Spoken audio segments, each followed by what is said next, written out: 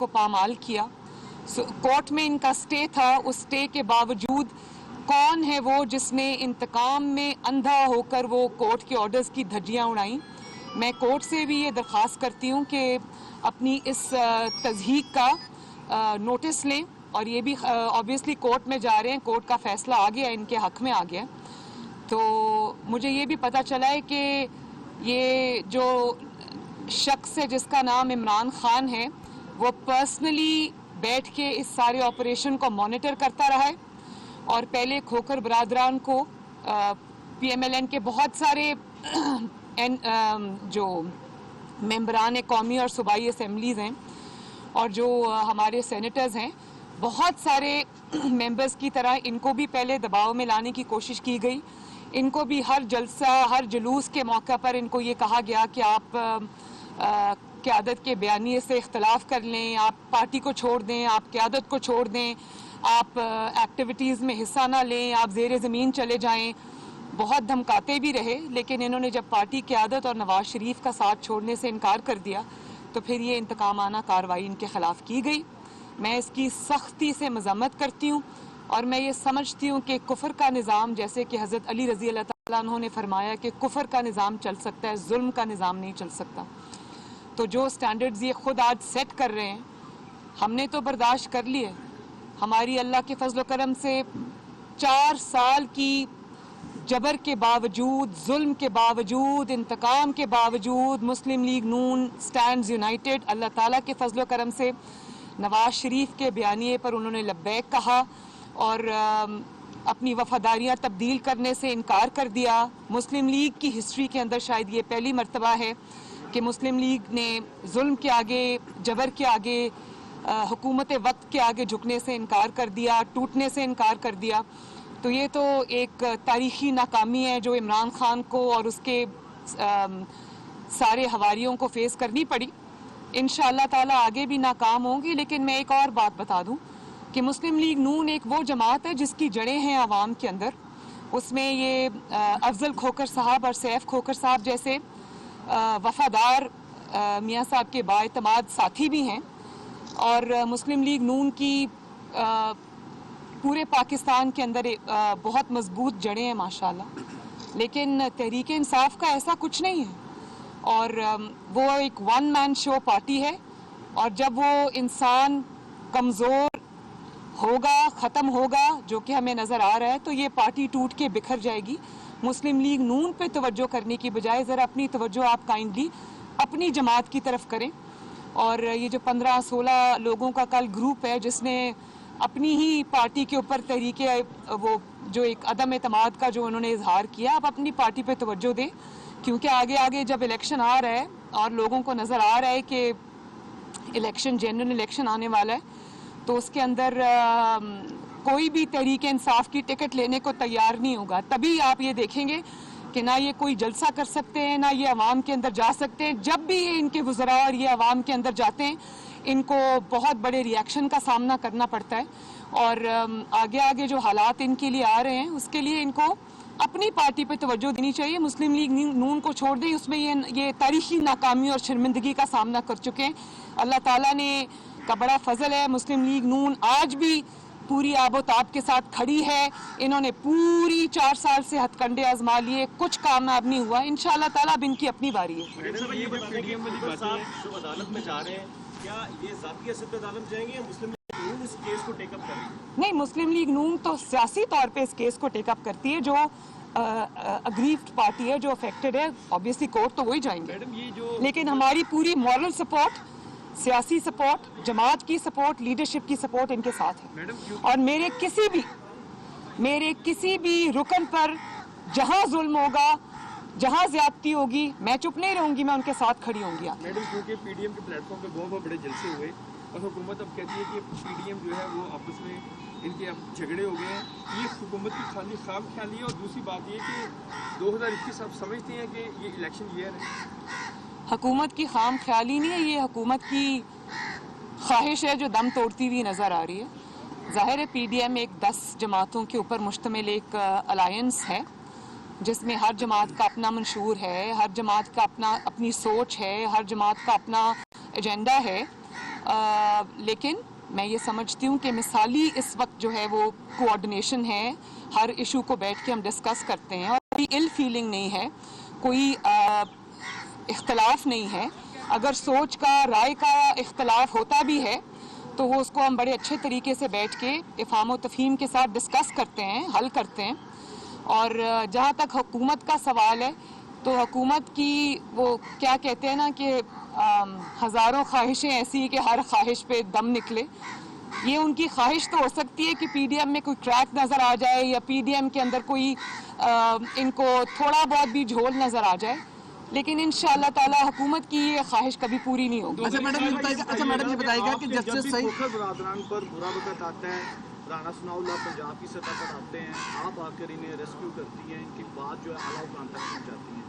देखने में ये आया है कि लाहौर की सतह पर कोई ऐसी मूवमेंट जो है इनके हाथ में नज़र नहीं आती. ये लोग जो आपके साथ शाना बशाना खड़े हैं, फिर इनके हवाले ही लाहौर कर दें ताकि किसी और को रेस्क्यू करने ये तो पहुँच जाएँ, अगर कोई इनको रेस्क्यू करने नहीं आ रहा. अच्छी तजवीज़ दी आपने, लीडरशिप तक पहुँचाती हूँ. अच्छा मैडम ये बताएगा कि एक कमेटी बनाई गई है ब्रॉडशीट के हवाले से जिसमें जस्टिस रिटायर ब्रॉडशीट नहीं, उसका नाम है फ्रॉड शीट. ब्रॉडशीट जो भी है आजमा सईद साहब को बनाया गया. क्या आप समझते हैं कि कोई नई एक जाल बनाया जा रहा है मियां नवाज शरीफ और मुस्लिम लीग नून के खिलाफ?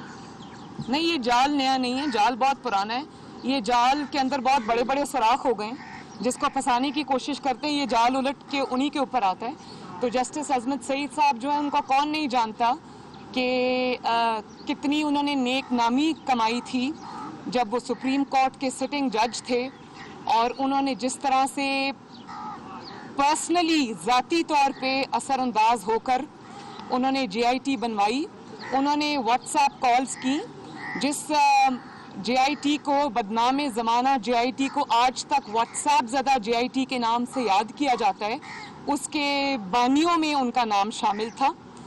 और उन्होंने पर्सनली व्हाट्सएप कॉल्स की और उन्होंने डिफरेंट जो महकमे थे जहाँ से उन्होंने अपने मेंबर्स लेने थे JIT के, तो उन्होंने अपनी ज़ाती पसंद नापसंद, वो लोग जो उनके ज़ेर असर थे, जिनके साथ वो काम कर चुके हुए थे, जिनको वो समझते थे कि वो उनके मनपसंद फ़ैसले देंगे, उनके इन्फ्लुएंस में हैं, उन्होंने ज़ाती तौर पे इदारों को व्हाट्सएप कॉल्स करके उनके नाम JIT में शामिल करवाए. तो वो जो एक मुंतखब हुकूमत के ख़िलाफ़ साजिश थी, एक मुंतखब वज़ीर आज़म के ख़िलाफ़ साजिश थी, उसमें वो बहुत बड़ा उसका हिस्सा थे, उसके करता धरता थे. और उस वक्त वो जब ये चीज़ ओरिजिनेट की, ये ब्रॉडशीट वाली, उस वक्त वो नैब के ऑफिसर थे, नैब के ओहदे पे फाइज थे, वो उसके लाने वालों में से थे. तो जो शख्स इस सब चीज़ का ज़िम्मेदार हो, जो पाकिस्तान के अरबों रुपए जो हैं वो एक फ्रॉड की नज़र कर दिए गए. और क्या नाम है जी कल उनका जिसका स्टेटमेंट आया था, नहीं, फारूक आदम साहब. कल फारूक आदम साहब ने खुद ही कह दिया कि हमारे जो सारी वो $1 अरब का जो एक मुज़िका खेज़ एक इल्ज़ाम नवाज शरीफ पर लगा था, बाकी सारे इल्ज़ामात की तरह, उसकी कलई उन्होंने खुद ही खोल दी. उन्होंने कहा जी वो स्पेकुलेशंस पे बेस्ड था. तो अब आप खुद ही सोच लें कि इन्होंने ये नवाज शरीफ को बदनाम करने के लिए एक नया स्कैंडल खोलने की कोशिश की थी, लेकिन उल्टा वो इनके सर पे पड़ गया. अभी तो इन्होंने बहुत सारे सवालात के जवाब देने हैं कि किस तरह ये पैसा अप्रूवल के बगैर, अवाम के इल्म में लाए बगैर रातों रात ये ट्रांसफ़र किया गया यूके में पाकिस्तानी हाई कमीशन के अंदर के अकाउंट में. और लंदन कोर्ट का फैसला आने से पहले इसको ट्रांसफ़र किया गया.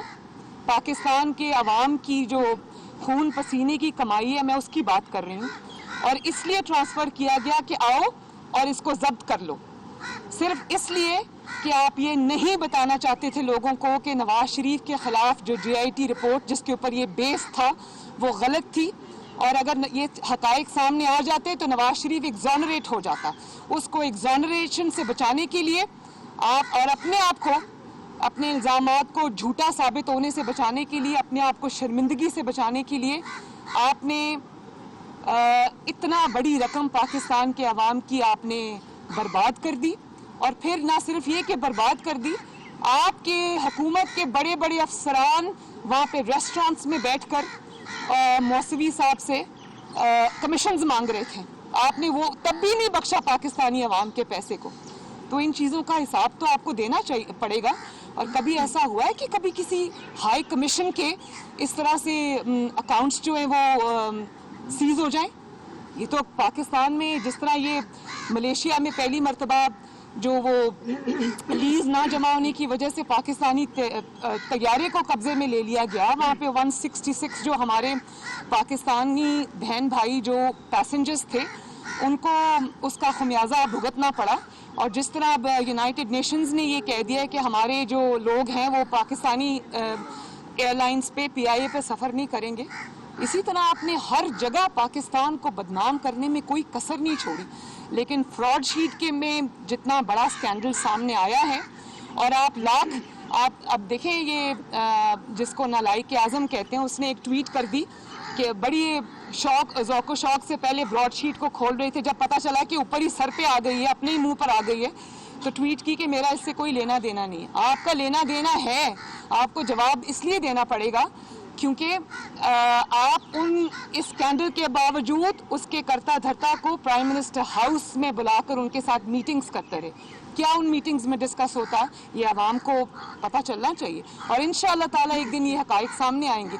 जस्टिस अजमत सईद साहब की जहाँ तक आपने बात की, वो शौकत खानम के बोर्ड के मेंबर्स में से हैं, तो ऑब्वियसली जिन्होंने नवाज शरीफ के ख़िलाफ़ जो भी इस साजिश में शामिल रहा है, उसको वाजिद ज़िया साहब की तरह और बाकियों की तरह उसको रिवॉर्ड करना तो ज़रूरी है। तो ये अगर रिवॉर्ड करने के लिए किया है, तो जो साजिश का एक बहुत बड़ा एलिमेंट है, अगर आप उसी को अपने खिलाफ तहकीकात करेगा, क्योंकि वो तो इसमें शामिल रहे।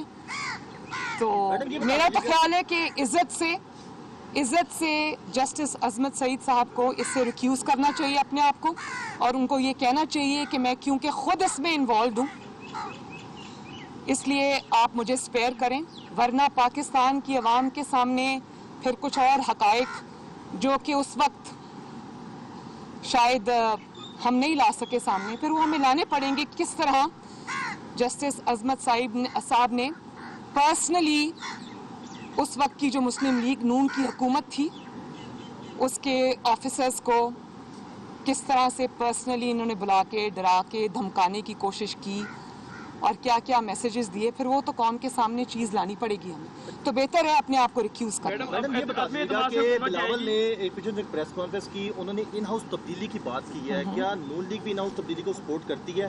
दूसरा ये बता दीजिएगा कि कराची में शादी है बख्तावर की, क्या आपको बुलाएगी और आप जाएंगी वहाँ पर? इन्विटेशन आया आपके पास? देखिए, जहाँ तक बिलावल साहब की तजवीज़ की बात है, जो इन हाउस उन्होंने चेंज की बात की है, मैंने भी वो TV पे सुनी है, और अब जब तक PDM का इजलास नहीं होता, उन्होंने कहा कि मैं PDM की क़यादत को मनाऊंगा। तो मैं तो उनको कहती हूँ उनके पास अगर नंबर्स हैं तो ज़रूर शो करें, लेकिन हमें इंतज़ार करना चाहिए PDM के अगले सरबराही इजलास का, जिसमें बिलावल साहब ये अपनी तजवीज़ रखेंगे, जैसा कि उन्होंने कहा है कि वो रखेंगे। तो जब वो ये तजवीज़ PDM के सामने रखेंगे तो ये डिस्कस भी होगी वहाँ पर जो PDM की सारी जमातें डिसाइड करेंगी, वो आपके सबके सामने आ जाएगा। और शादी का इन्विटेशन आया आपको? शादी, मेरी नेक ख्वाहिशात, मेरी दुआएं बख्तावर भुट्टो जरदारी के साथ हैं। अल्लाह ताला उनको इस नए सफ़र में खुशियाँ दे, उनको आबाद रखे, खुश रखे, मेरी उनके लिए नेक तमन्नाएं हैं। मैडम आपका सवाल, ये 2021 जो है ये इलेक्शन ईयर है, और जो ब्यूरोक्रेसी इस वक्त नून लीग को इंतकाम का निशाना बना रही है, क्या आप चाहेंगे कि उनके खिलाफ एक कमीशन बने कि ये जो लोग सरकारी अफसरान यूज़ हो रहे हैं आप लोगों के कैंडिडेट्स के खिलाफ कार्रवाई हो? देखें, जहाँ तक ब्यूरोक्रेसी का ताल्लुक है, या पुलिस ऑफिसर्स का ताल्लुक है, या इंतज़ामिया का ताल्लुक है, वो जितने वो तंग आए हुए हैं इस नालायक और नाअहल हुकूमत से, वो शायद हमें उसका अंदाज़ा नहीं है। उसकी वजह ये है कि ये जो तारीख़ी नाअहली और नालायकी है, उसका निशाना, उसका जो ब्रंट है, वो उनको बेयर करना पड़ता है। और जो पसंद नापसंद की बुनियाद पर यहाँ पर आजकल शहबाज शरीफ साहब जब हुआ करते थे तो मेरिट हुआ करता था, पुलिस ऑफिसर्स की, इंतज़ामिया की जो अपॉइंटमेंट्स हैं वो मेरिट पे हुआ करती थी। लेकिन अब ये होता है कि जहाँ पर ज़रूरत होती है, जैसे जब खोखर बरादरान के ऊपर अटैक करना था, तो ये फिर ये देखा जाता है कि कौन सा जो पुलिस ऑफिसर है या कौन सा जो ओहदेदार है वो बेहतर तरीके से इस्तेमाल हो सकता है। तो वो ये समझते हैं, ब्यूरोक्रेसी भी ये समझती है, पुलिस ऑफिसर्स भी ये समझते हैं कि इंतकाम के लिए वो इस्तेमाल हो रहे हैं और ये ब्रंट जो है वो उनको बेयर करना पड़ेगा। ऑब्वियसली लोग चेहरे देख लेते हैं, पहचान लेते हैं, मार्क कर लेते हैं।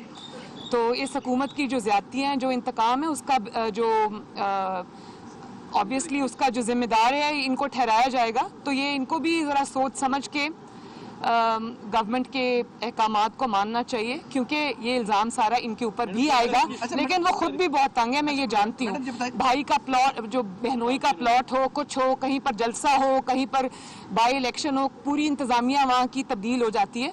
तो ये जो अपॉइंटमेंट्स होती है ना प्रोफेशनल ऑफिसर्स की, वो इन बुनियादों पर जब की जाएंगी तो ऑब्वियसली उनका करियर अफेक्ट होता है। और सबसे ज़्यादा आई थिंक अफेक्टेड जो है वो पंजाब की ब्यूरोक्रेसी है। अच्छा, पीडीएम के जो आने वाला इजलास, मेरी हमदर्दियाँ ब्यूरोक्रेसी के साथ हैं। 4 फरवरी को जो पीडीएम का इजलास हो रहा है उसमें कितने नुकात डिस्कस किए जाएंगे? क्योंकि सारा प्रोसेस हो गया, इस्तीफे और लॉन्ग मार्च रह गए और तनकीद भी की जा रही है कि शायद इस पे इत्तेफाक और कंसेंसस नहीं हो पा रहा। किस चीज़ के ऊपर? इस्तीफों पे और लॉन्ग मार्च पे। इस पे क्या लॉन्ग मार्च पे तो कंसेंसस है, इस्तीफों के ऊपर की टाइमिंग के ऊपर और ऑब्वियसली अब पीपल्स पार्टी ने एक बात की है, इन हाउस जो चेंज है उसकी उन्होंने एक बात की है, तो पहले उसको डिस्कस करेंगे। ऑब्वियसली लॉन्ग मार्च भी डिस्कस होगा, इस्तीफे भी डिस्कस होंगे, उसका टाइमिंग भी डिस्कस होगा और साथ बिलावल भुट्टो जरदारी साहब की तजवीज़ भी डिस्कस होगी। मैडम आपके पास ये सवाल कि आप हुकूमत को 5 साल पूरे करने देंगे या ये 2021 जो है ये इलेक्शन ईयर है? हम अगर हुकूमत को 5 साल पूरे करने दें भी तो ये हुकूमत अपनी हरकतों से 5 साल पूरे नहीं कर सकती। जो रोज़ आप महंगाई का तूफान देख रहे हैं, जिस तरह से लोग क्रिपल होके रह गए हैं, जिस तरह से रोज़ पेट्रोल, डीजल, गैस महंगी हो रही है और उसकी शॉर्टेज हो रही है, और जिस तरह से रोज़मर्रा के इस्तेमाल करने की जो चीज़ें हैं उन्हें आवाम की कुव्वत ख़रीद ख़त्म होके रह गई है, और जिस तरह से गवर्नेंस का हाल है, जिस तरह से पाकिस्तान की पूरी दुनिया में रुसवाई हो रही है इस नालायकी और नाअहली से, तो ये हुकूमत खुद ही अपने खात्मे के लिए काफ़ी, अगर हम इसको 5 साल देना भी चाहें तो ये अपने आप को 5 साल देने को तैयार नहीं है। मैडम, पंजाब में तब्दीली के हवाले से आपके पास काफ़ी नंबर ऑफ क्लेम्स हैं पंजाब असम्बली के अंदर, तो उसमें कोशिश अगर चौधरी बरादरान आपको अप्रोच करें तो इन हाउस तब्दीली के लिए कोशिश की जा सकती है उनकी जानिब से? और एक चीज़ और, वो कहते हैं चौधरी साहब का भी केस हाई कोर्ट ने टेकअप कर लिया, पता नहीं वो आ रहे हैं कॉन्सेंस से, मतलब कल की जो बातें हैं। नून लीग पंजाब में कोशिश क्यों नहीं करती ना उस तब्दीली के हवाले से? नून लीग ये समझती है कि जो इन्होंने अपनी नाकामी और नाअहली से हाल कर दिया है हर चीज़ का, तो इतनी आसानी से नून लीग इनको जाने नहीं देगी। ये अपनी जिम्मेदारी से, अपनी नालायकी, नाअहली की जिम्मेदारी और उसका बोझ इनको खुद उठाना पड़ेगा। नून लीग इनको बिल्कुल राह फरार नहीं देगी, शहीद बनने का मौका नहीं देगी, ताकि कल को ये बाहर आके ये ना कह सकें कि हमने तो बड़ा काम करना था जी पंजाब में, तो अचानक हमारी हुकूमत गिरा दी गई और हमारे खिलाफ साजिश हो गई और हम ये कर नहीं सके। इनका जो स्याह कारकर्दगी, उसका बोझ भी इन्हीं को उठा के अवाम में जाना पड़ेगा। नून लीग इनको राह फरार इख्तियार नहीं करने ये तो नया बयानिया आ गया जो पीडीएम का बयानिया था, जो लॉन्ग मार्च इस्तीफे, आप कह रहे हैं? नहीं, मैं इन हाउस चेंज की बात कर रही हूँ, मैं इन हाउस चेंज की बात कर रही हूँ। पंजाब में जब इन्होंने बात की है तो अब इसके ऊपर शरारत ना करना। F9 पार्क गिरवी रखवाने का मामला सामने आया तो कल वफाकी काबीना के इजलास में तजवीज़ दी गई कि वज़ीर-ए-आज़म हाउस को या जो ऐवान सदर है उसको गिरवी रखवा दिया जाता। नहीं, वज़ीर-ए-आज़म हाउस या ऐवान सदर तो कौम की अमानतें हैं ना, कौम की वो मलकियत है, उसको क्यों रखें गिरवी? अगर गिरवी रखना है तो बन्नी गाला को गिरवी रख लें। इनकी ज़ाती रिहाइश गाहों को, जिनको इन्होंने जालसाजी से रेगुलराइज कराया है और जिसका सबूत ये आज तक नहीं दे सके कि वो किस पैसे से खरीदी हैं, तो उनको गिरवी रख लें। कौम की अमानत को गिरवी क्यों रखना? Thank you. मैं अब चलूँ जी? कि नायब सदर मरियम नवाज